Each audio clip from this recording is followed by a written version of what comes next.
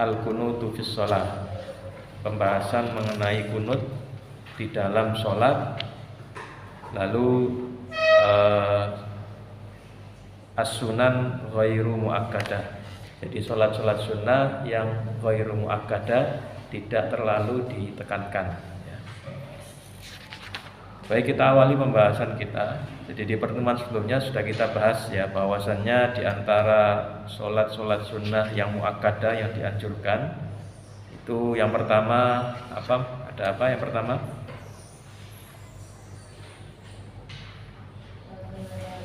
Ya, sholat sunnah rawatib ya, sholat sunnah yang mengiringi sholat fardu. Ada berapa rakaat? Ya, 12 rakaat. Ada 12 rakaat.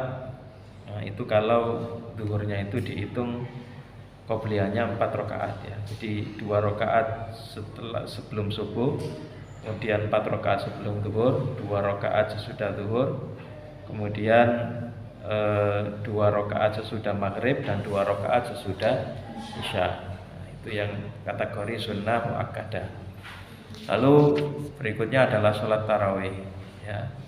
Sholat tarawih ini juga sudah kita bahas mengenai jumlah rakaatnya, lalu perbedaan pendapat para ulama dalam masalah itu. Kemudian sholat duha ya, di mana jumlah rakaatnya minimal 2 rakaat dan maksimal berapa rakaat? Ya, 8 rakaat ya. Lalu yang keempat adalah sholat witir ya, sholat witir. Nah, kita lanjutkan pembahasan berikutnya, yaitu mengenai al-kunutu fis shalah. Kunut di dalam sholat. Kunut itu dari kata konata yakunutu ya. Nah, kata kunut sendiri memiliki banyak arti ya. Di antara makna kunut itu adalah al-wukuf ya, berdiri lama. Nah, itu makna kunut di antaranya. Ada juga kunut itu bermakna doa ya. Jadi bisa dimaknai berdiri lama, bisa juga dimaknai doa. Nah, sedangkan yang dimaksud kunut di dalam sholat ya, dalam pembahasan yang disebutkan di kitab ini adalah doa yang diucapkan ketika sholat ya, di tempat tertentu. Ada yang di rakaat terakhir sholat subuh ya. Kemudian ada di rakaat terakhir sholat witir. Ada juga kunut itu perbedaan pendapat mengenai kapan disunahkan. Apakah disunahkan sebelum rukuk atau sesudah rukuk. Nah, itu adalah definisi dari kunut. Jadi intinya kunut itu adalah bacaan ya, doa-doa, bacaan doa tertentu yang dibaca pada tempat-tempat tertentu di dalam sholat. Jadi istilah yang digunakan untuk doa yang diucapkan dalam sholat pada tempat tertentu ya, ketika berdiri, itu definisi dari kunut. Nah, kunut itu tidak hanya dilakukan di waktu subuh ya. Jadi ada 3 macam kunut. Yang pertama adalah kunut subuh. Kemudian yang kedua adalah kunut witir. Nah, kunut witir ini kita sempat singgung di pertemuan sebelumnya ya, bahwasanya kunut witir itu ada yang berpendapat dianjurkan di setiap witir, kapanpun sholat witir itu di rakaat terakhir dianjurkan kunut ya, sebelum rukuk atau sesudah rukuk ya. Kemudian ada yang berpendapat kalau kunut witir itu hanya dianjurkan di separuh akhir bulan Ramadan. Nah, jadi yang kedua witir. Lalu yang ketiga adalah kunut nazilah. Jadi kunut nazilah ini adalah kunut yang dilakukan ketika umat Islam tertimpa musibah, ya, tertimpa bencana yang luar biasa, ya, bencana kemanusiaan, bencana alam, ya, khususnya bencana kemanusiaan.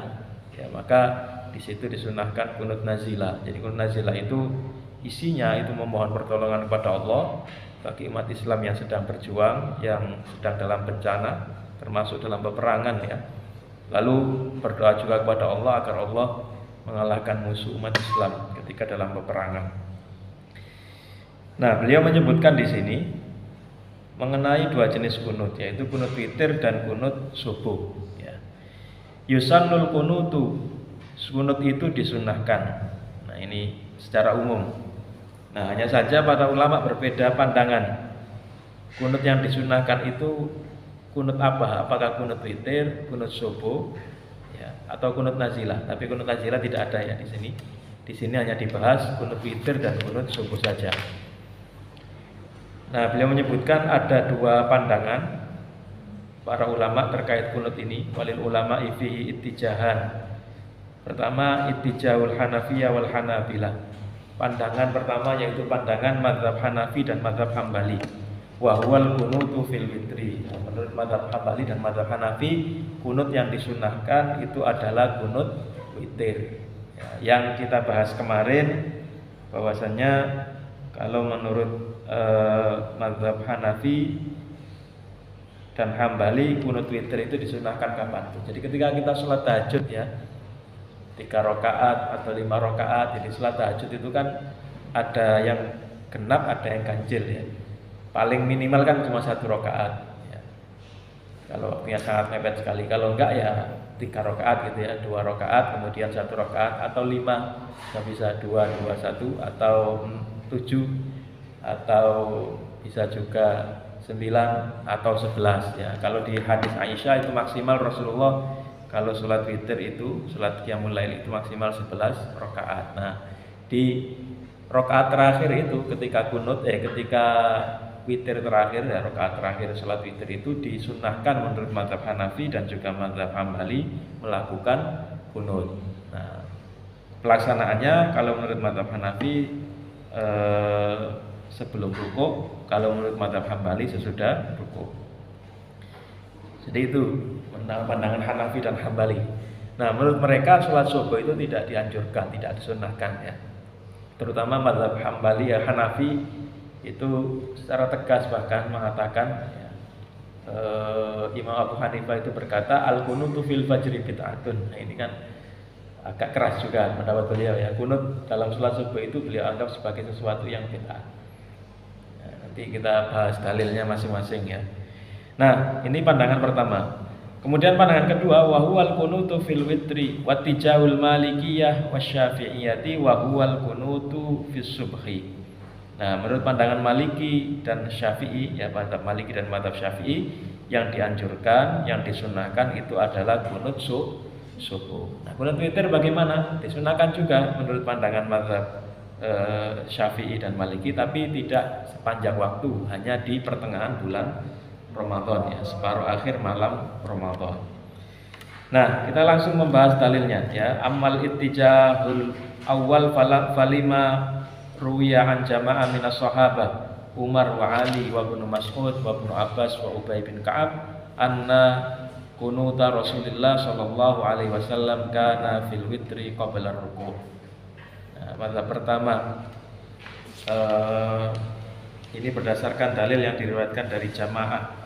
Jamaah itu berarti Imam Bukhari, Muslim, kemudian 4 sunan gitu ya, sunan Abu Dawud, Tirmidzi, Ibnu Majah, An-Nasa'i, ditambah Imam Ahmad. Nah, itu namanya jamaah.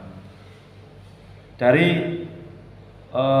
sahabat ada Umar, Ali, Ibnu Mas'ud, Ibnu Abbas dan Ubay bin Ka'ab. Jadi cukup banyak sekali yang meriwayatkan bahwasanya Rasulullah SAW itu melaksanakan kunut ketika witir qabla ruku, sebelum ruku. Nah, ini di mazhab Hanafi ya, seperti pendapat mazhab Hanafi. Wasighatuhu indahum wa indal malikiyati aidan, dan redaksi kunut yang dibaca ketika witir itu sebagai berikut. Ini juga redaksi dari mazhab Maliki. Allahumma inna nasta'inuka wa nastahdik wa nastaghfiruka wa natubu ilaik wa nu'minu bika wa natawakkalu alaik wa nusni alaikal khaira kullah wa nashkuruka wa la nakfuruk wa nakhla'u wa natruku ma yafjuruk. Nah, jadi ini doa isinya adalah memohon perlindungan dan petunjuk ya.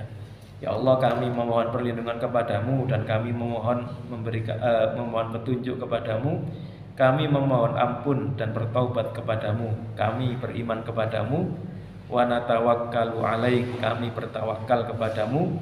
Wa nusni 'alaikal khaira kullah, dan kami panjatkan segala macam pujian kebaikan seluruhnya. Wa nashkuruka wa la nakfuruk, kami berterima kasih kepadamu, kepada engkau, wala nakfuruk, dan kami tidak kufur atas nikmat yang engkau berikan.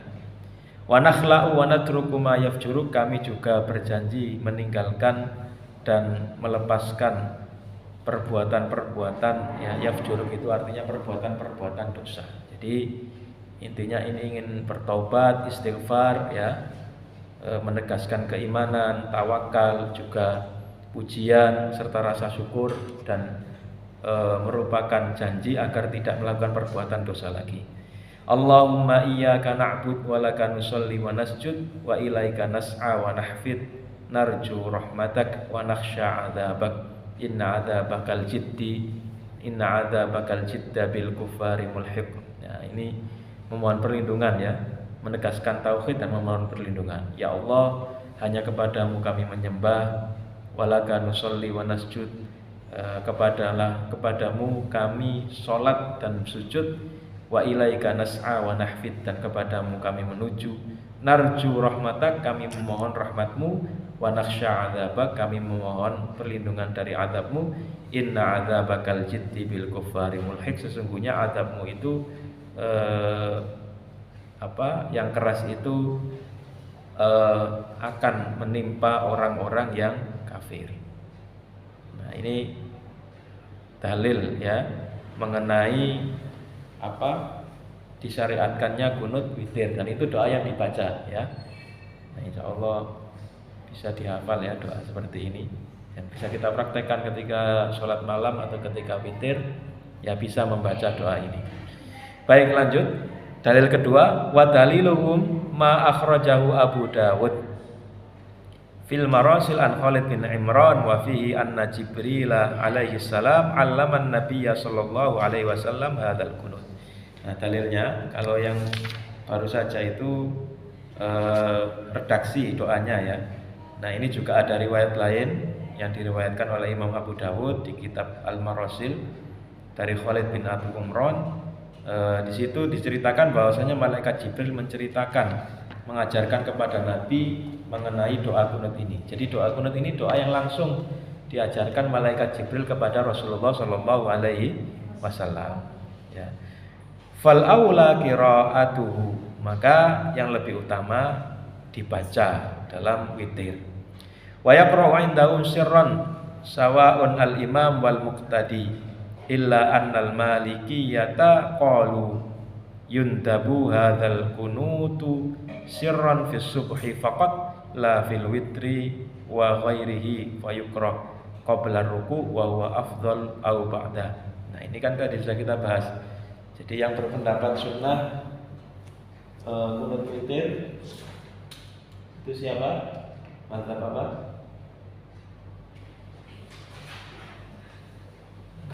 Ya, supaya nggak ngantuk. Hanafi dan Maliki. Hanafi dan Maliki. Jadi sunnah yang dibaca doanya sama. Nah, dalilnya tadi ya, Khalid bin Imran tadi. Nah, cara membacanya itu sirron. Sirron itu apa? Samar, tidak dikeraskan. Ya, beda dengan mazhab Syafi'i itu kan baca kunutnya dikeraskan ya. Malik ya.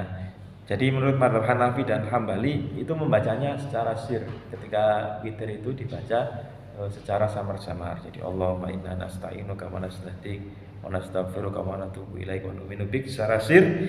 Nah, tetapi mazhab Maliki berpendapat, ini mungkin kalau kita tidak jeli campur-campur ya. Katanya Maliki tidak sunnah. Kok menurut mazhab Maliki doa ini dibaca sir juga. Nah, menurut mazhab Maliki ini doa yang juga dianjurkan untuk dibaca dalam subuh ya. Mazhab Maliki kan menganggap kunut yang sunnah itu adalah kunut subuh. Jadi doa ini disunnahkan dibaca ketika kunut subuh dan dibaca secara sir ya, secara samar. Jadi kalau kita petakan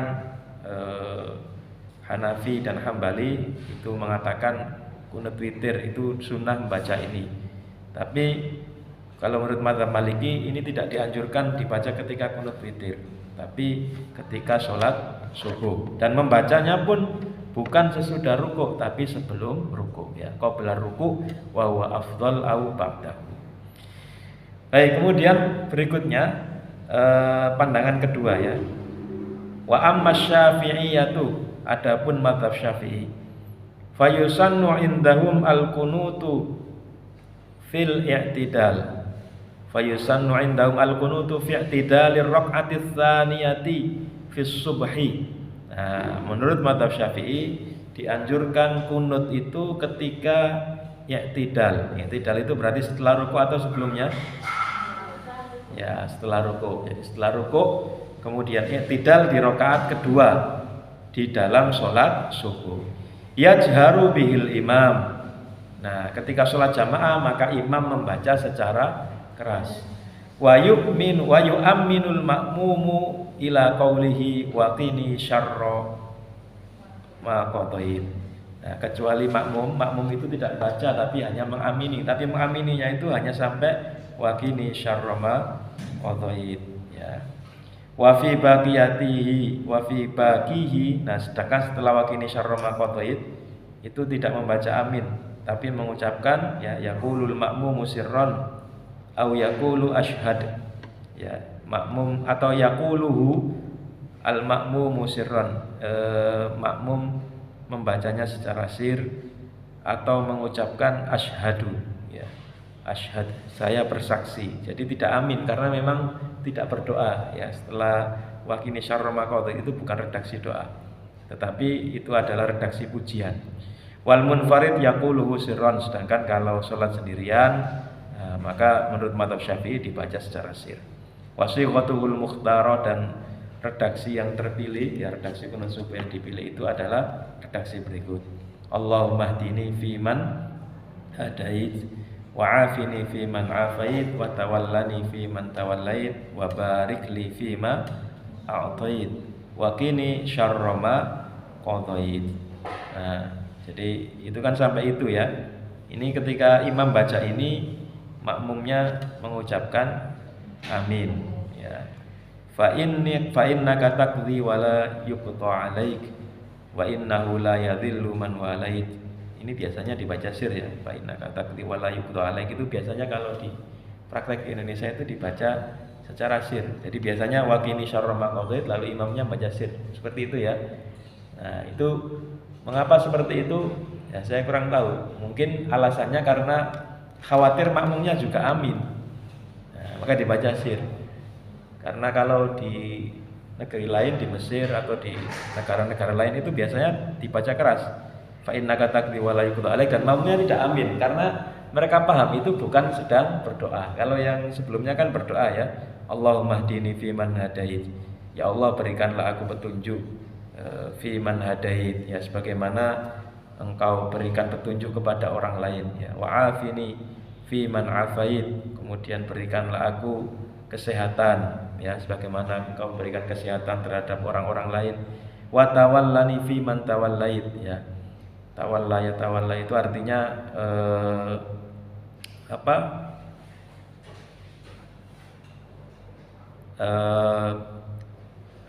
memberikan pertolongan gitu ya. Jadi meminta agar segala macam kesulitan kita itu ditolong oleh Allah Subhanahu wa taala. Itu namanya tawallani fi man tawallait. Wa barik li fi ma atait, kemudian berikanlah keberkahan dari apa yang engkau beri. Wa qini syarra ma qadait, lindungilah aku dari keburukan sesuatu yang engkau telah takdirkan. Nah, itu kan doa ya. Nah, adapun lafaz setelah itu fa innaka taqdi wa la yuqda 'alaik, sesungguhnya engkau adalah Tuhan yang menghukumi ya, memutuskan sesuatu, wala yuqda 'alaik, dan tidak ada yang bisa memutuskan sesuatu untukmu. Wa innahu la yadhillu man walait, sesungguhnya tidak ada orang yang bisa merendahkan wali-walimu ya. Wali itu artinya kekasihmu, orang-orang yang engkau tolong.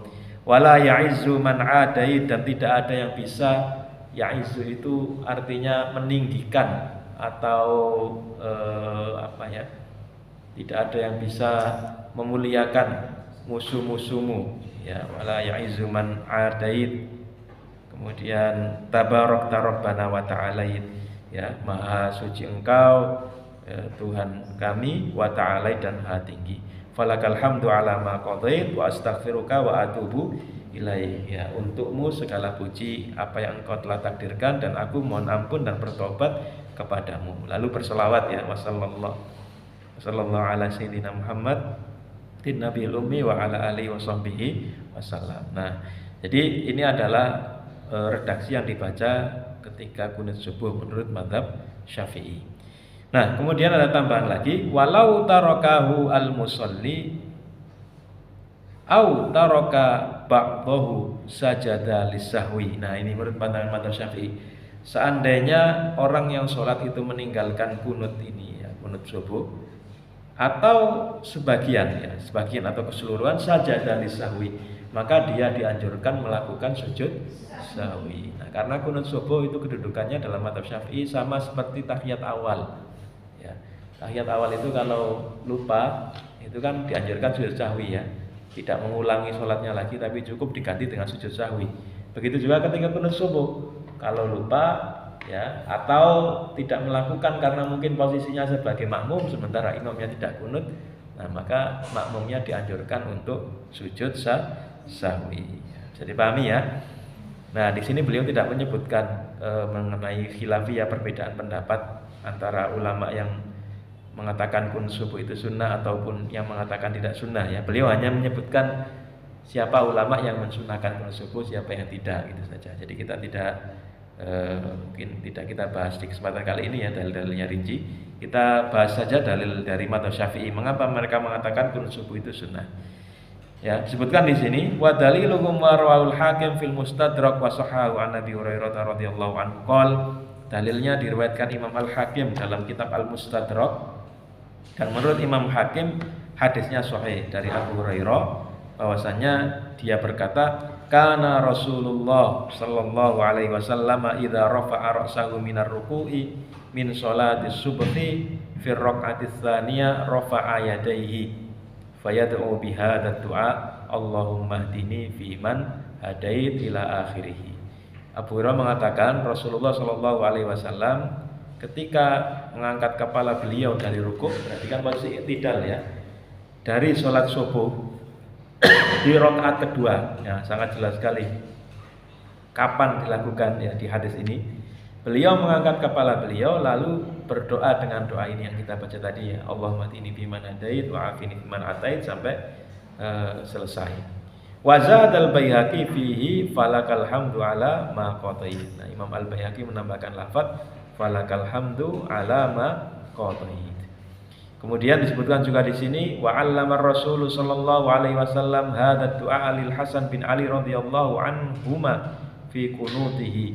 Rasulullah juga mengajarkan doa ini kepada Al Hasan bin Ali, cucu beliau ya, fi kunutihi dalam kunut yang dia lakukan. Kemudian riwayat ketiga wa qala Anas bin Malik radhiyallahu anhu ma zala Rasulullah sallallahu alaihi wasallam yaqnutu fil fajri hatta faraqad dunya.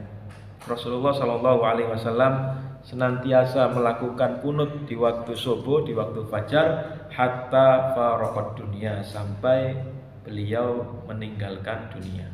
Berarti kesimpulannya kalau dari dalil yang digunakan mazhab Syafi'i, mengapa mereka mensunahkan sholat subuh? Karena salah satunya hadis ini ya, hadis Anas bin Malik ini, bahwa di sini disebutkan kalau Rasulullah itu selalu kunut ya, tidak meninggalkannya sampai beliau wafat. Nah, sehingga kesimpulannya berarti kunut subuh itu masih berlaku. Nah, sedangkan para ulama yang tidak sependapat ya dengan pendapat dari mazhab Syafi'i dan Maliki mengatakan yang pertama hadis ini dianggap hadis yang dhaif gitu ya. Nah, maka tidak dipakai. Hadis ini tidak dipakai karena dianggap dhaif. Lalu ada dalil lain bahwa Rasulullah SAW itu pernah melakukan kunut qonata syahron, kunut selama 1 bulan. Nah, itu kebetulan ketika itu kunutnya dilakukan ketika ada peristiwa luar biasa ya, yang dialami umat Islam. Jadi ada suatu tragedi berdarah ya waktu itu. Ada sekelompok orang yang meminta kepada Rasulullah untuk dikirimi dai, dikirimi guru, dikirimi para pengajar ya. Mereka mengatakan bahwa ingin belajar Islam. Tetapi ternyata ketika sampai ya, mereka sampai di sumur Bir Maunah ya kalau nggak salah ya. Sumur namanya sumur Maunah. Di sumur Maunah itu ternyata mereka dihabisi. Bukan, jadi dihabisi oleh orang yang minta ini tadi, minta apa? Minta dikirim pengajar kirim dai tadi, ternyata dibunuh, jadi ditipu. Akhirnya Rasulullah sangat murka sekali dan mendoakan keburukan untuk mereka. Ada juga riwayat lain menyebutkan bahwa Rasulullah melakukan kunut itu untuk mendoakan umat Islam yang ketika itu dipimpin oleh Abu Bashir ya. Jadi ketika peristiwa perjanjian Hudaybiyah, tahun berapa Hudaybiyah?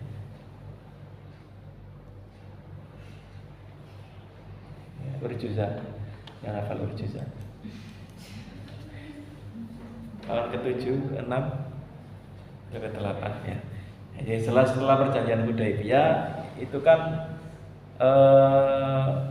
ada kesepakatan bahwasannya salah satu kesepakatannya itu kalau ada umat Islam yang dari Makkah menuju ke Madinah ya, itu tidak boleh diterima. Kalau tidak diizini oleh walinya harus dikembalikan ke Makkah. Sebaliknya kalau ada umat Islam yang murtad kemudian pulang ke Makkah, itu walinya tidak boleh menuntut. Nah, setelah perjanjian Hudaybiyah ada beberapa orang dari Mekah itu yang ke Madinah.